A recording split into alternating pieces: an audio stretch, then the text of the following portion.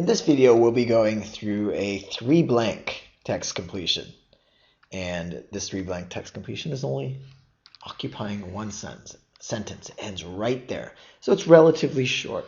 Sometimes they may even be shorter, but in general, you will not see too many one sentence, three blank text completions. Usually, three blank text completions will be two sentences or longer. There really isn't too much different, except for that you have less to go on.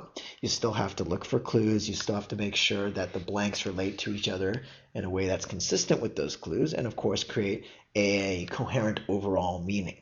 So let's run through this one, and again, let's pick up on any keywords as we read. That we can, from a piece of art, blank the unconscious urges of the artist. Urges that remain hidden even from the artist himself will remain a blank issue, as it is one blank empirical analysis. So yeah, you can see it's definitely vague. And you want to kind of pay attention to the tone and the style, the sort of words that would go in here. For instance, if we look at the very first word, appreciate, it's probably not consistent with the academic, more or less academic tone here. We see the word empirical analysis. So appreciate's a soft word. Now, again, we're still going to be looking for those clues, those keywords, and we don't want to just plug words in. But if we were to come up with a keyword here, or a word, what would the keyword be? So that we can, from a piece of art, blank the unconscious urges of the artist. And these are urges that not even the artist is aware of. So what are we doing? Well, we're kind of gathering or inferring. We don't know for sure what those unconscious urges are, but based on the painting. So I like the word infer. And that's a good word too, because that's something that we'll be doing on reading comp sections as well. It's basing your explanation, your understanding of something based on partial information, but making an educated guess. So in this case, we're gathering. What can we gather from the artist based on his work? So infer.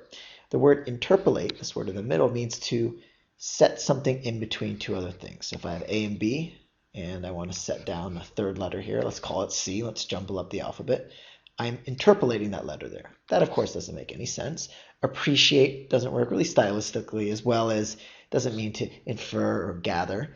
And the word derive, when you derive something, you figure it out and you make sense of it from something else. In this case, you're deriving the artist's sub or unconscious intentions from the way he or she is painting that picture. So derive definitely works. Now, we want to go to the second blank here. It's going to remain what sort of issue? Well, we don't really know at this point. This is where it gets really vague. So in general, you have to know if the blanks relate to one another. You can, it's okay. I guess it's okay. I wouldn't really recommend it, but if you want to try, you could say, okay, well, is it a peripheral issue based on the first part? Is it an intractable issue? Is it a pressing issue? And I think what you want to make sure, though, and what you want to ask yourself, do the first and second blanks relate to each other? Do we have enough information now to say, okay, well, because we can infer something with the artist, therefore it is a peripheral issue, or an intractable one, or a pressing one? And the answer in this case is no. That's because the blanks that relate to each other in this case are the second and third blanks.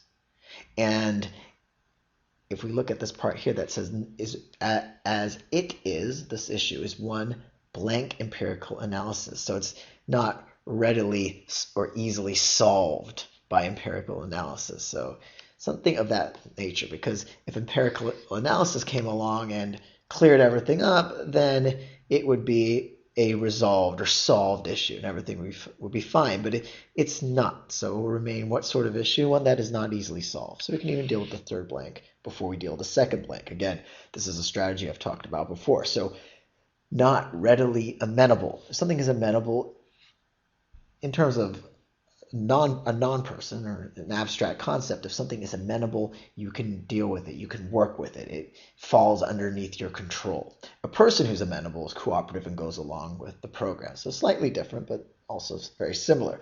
So the fact that this is a certain type of issue is one that means it's not readily amenable to empirical analysis. So we can't scientifically understand this or measure this. So this one makes sense.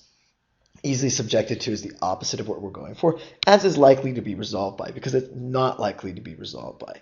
So at this point, now we can use this blank here to figure out what that blank is. And that's because we've noted how these blanks relate to each other.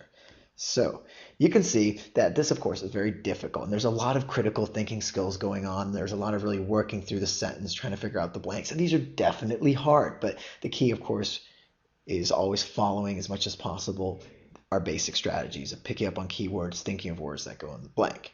Anyway, we're almost there. Second blank, the blank issue. Well, it's an issue that's not easily solved, or it's not amenable to analysis. So which word means, wow, that's a difficult issue. Peripheral means marginal, on the side. Pressing means urgent. And we, again, if you notice the tone, it's not necessarily a pressing issue here so much, but it's something that's intractable, not easily solved. Something that's difficult. So this is an intractable issue, and like that we have our three answer choices. So again, if it's very vague, you can work with the blanks, but the key is to know how the blanks go together. And of course, the very end, you want to, as we can do here, take these three words and plug them in. Does it make sense? And let's try it.